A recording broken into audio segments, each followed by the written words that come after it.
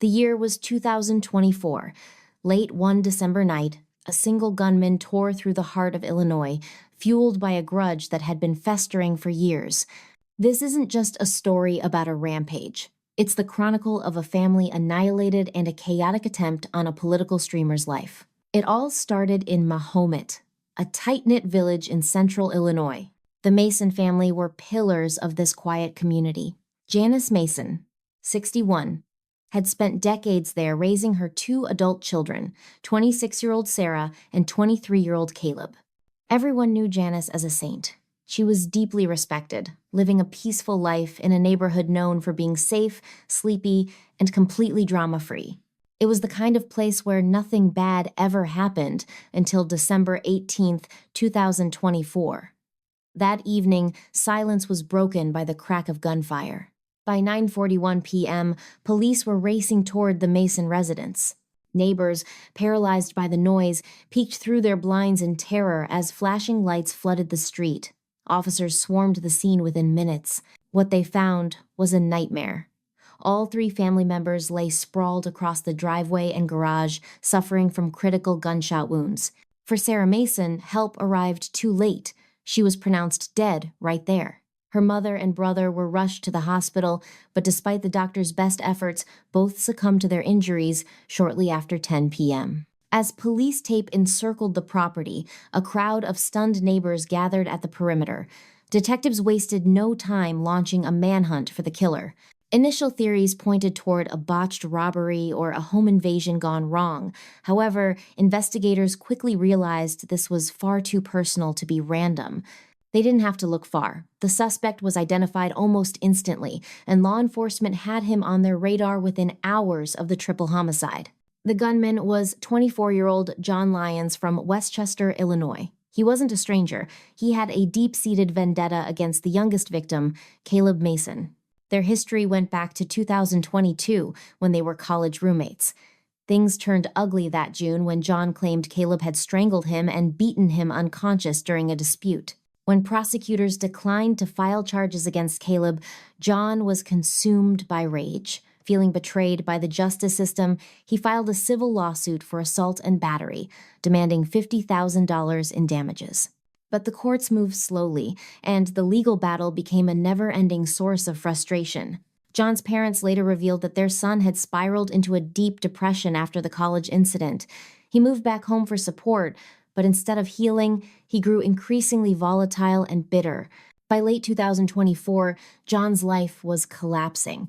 He had walked away from his job and was facing fresh criminal charges for an unrelated hit-and-run accident. In fact, he was due in court for that traffic incident the very next morning, December 19th. Those closest to him could see he was reaching a breaking point. His father was so worried that he started tracking John's movements. On December 18th, John lied to his parents about his plans for the day, checking the tracker. His parents realized with horror that he wasn't where he said he was. He was driving straight towards central Illinois, directly into the Masons' territory. Panicked, they alerted authorities that evening when he failed to return home, but the warning came too late. John had already executed Caleb, his mother, and his sister. The timeline shows John arrived in town that afternoon, stalking the Mason property for nearly 5 hours before pulling the trigger. Earlier that day, he had boldly knocked on their front door. A roommate staying with the family answered. John, using the alias Jack, calmly asked when Caleb would be back. The roommate explained Caleb was gone for a few hours. John walked away, but he didn't leave the neighborhood. He stayed close, watching and waiting. The roommate immediately felt something was off. Caleb was actually at work, expected home soon. Unsettled by the encounter, the roommate texted Caleb's sister, Sarah, to warn her about the creepy visitor asking questions. At that moment, the house was mostly empty. Janice was out, and Sarah was just starting her commute home in the early evening. When Sarah arrived, she actually ran into John lurking outside. He asked for her brother again. She repeated that Caleb wasn't around, and while John walked off, he remained within striking distance. He sat in his parked car down the street, eyes fixed on the house.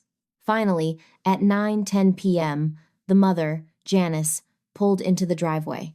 Witnesses later said Janice was visibly shaken by John's appearance that day. She had told the roommate about the bitter lawsuit and the bad blood between their families. At 9:22 p.m., Sarah posted a haunting message on social media. She jokingly admitted to being a scared suburban white woman regarding the man loitering outside her home. She wrote, "He left, but probably will be back." That prediction proved fatally accurate. Less than 20 minutes later, Caleb arrived home at 9:30. 10 minutes later, at 9:40 p.m., the shooting started. The roommate, who was downstairs in the basement, heard the blasts, ran upstairs, and walked into a massacre. He found Janice, Sarah, and Caleb bleeding out on the pavement. By the time first responders pulled up, the shooter had vanished. Detectives zeroed in on John Lyons immediately. The roommate provided crucial details, explaining how terrified the family had been of the man who had visited earlier that day. A statewide alert went out for an armed and dangerous fugitive. But the night wasn't over. 2 hours later, John resurfaced in a Chicago suburb, hungry for more violence. He had a new target, Nick Fuentes. Around 11:30 p.m., John's vehicle rolled into a quiet residential street roughly 150 miles north of the murder scene. This was the home of 26-year-old Nicholas Fuentes, a polarizing political commentator and live streamer. Nick's private address had recently been leaked online following a controversy, and it seemed John knew exactly where to go. For those unaware, Fuentes is a contentious figure. He's notorious in the digital political sphere and banned from most major platforms. He gained mainstream attention in late 2022 after attending a private dinner with Donald Trump and Kanye West. Just weeks prior to the attack, following the 2024 election, Nick posted a viral tweet stating, "Your body, my choice, forever." The backlash was immense, leading directly to his home address being published online. Since the doxing, his life had been chaotic. He faced constant harassment and was even charged with pepper spraying a 57-year-old woman who confronted him on his property. At the peak of the outrage, hundreds of protesters descended on his home, though the crowds had eventually thinned out. Nick described most of the incidents as annoying but harmless pranks, eggings, and doorbell ditching. But John Lyons wasn't there to pull a prank. Nick was in the middle of a live broadcast when his doorbell rang. Security cameras captured the chilling moment John stepped onto the porch at 11:30 p.m. Clad in all black and wearing a white motorcycle helmet, the intruder was heavily armed.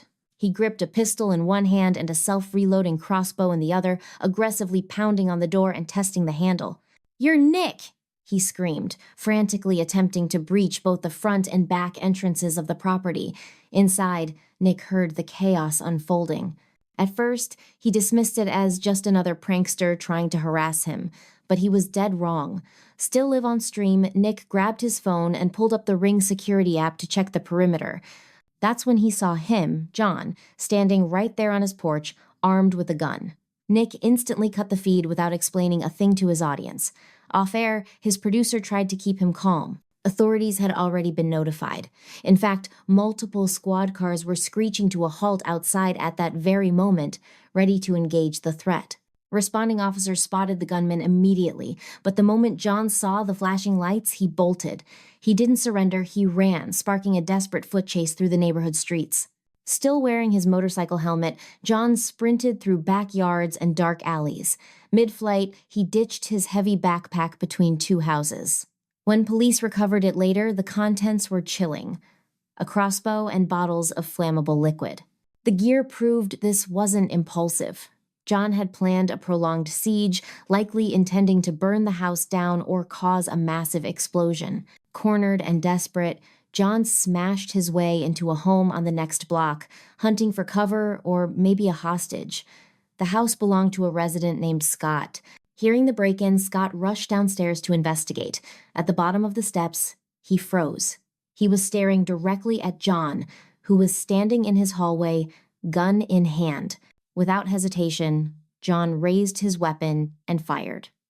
Miraculously, the bullet missed Scott. But Scott wasn't alone. He had two dogs. Bear and Missy instinctively charged the intruder to protect their owner. John fired twice, killing both loyal pets instantly. In the chaos, Scott scrambled back upstairs and barricaded himself on the second floor. John didn't stay long. He fled back out into the night, but the police had already established a tight perimeter.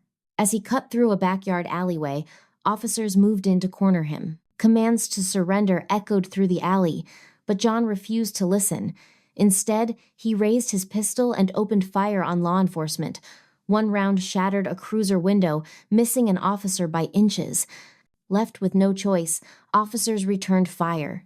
The sound of the shootout ripped through the quiet neighborhood. Nick even heard the volleys from his house. Within seconds, a round struck John, and he hit the pavement. The rampage ended with a single, fatal gunshot wound to the head. Paramedics rushed to the scene, but it was too late.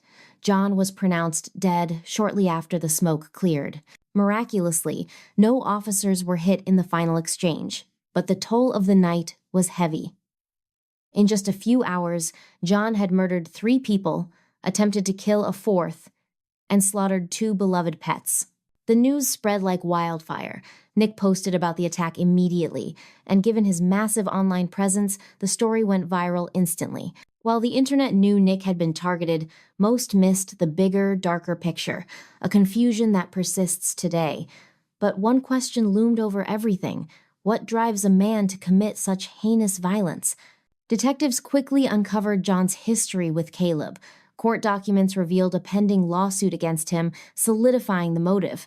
This wasn't random, it was a cold, calculated act of revenge. Authorities concluded John acted alone, fueled by a personal grudge, but a major piece of the puzzle didn't fit. Why did he try to kill Nick? Why pivot from a personal vendetta against a roommate to targeting a complete stranger? Even John's parents were reportedly baffled by their son's detour to Nick's house. To this day, police records offer zero explanation for why Nick was on the hit list. Nick's location had been doxed online, making his home a beacon for harassment. Theory suggests John wanted infamy, that in his delusional state, taking out one of America's most polarizing political figures was his way of going out with a bang. But officially, investigators found absolutely no personal connection between the 2 men.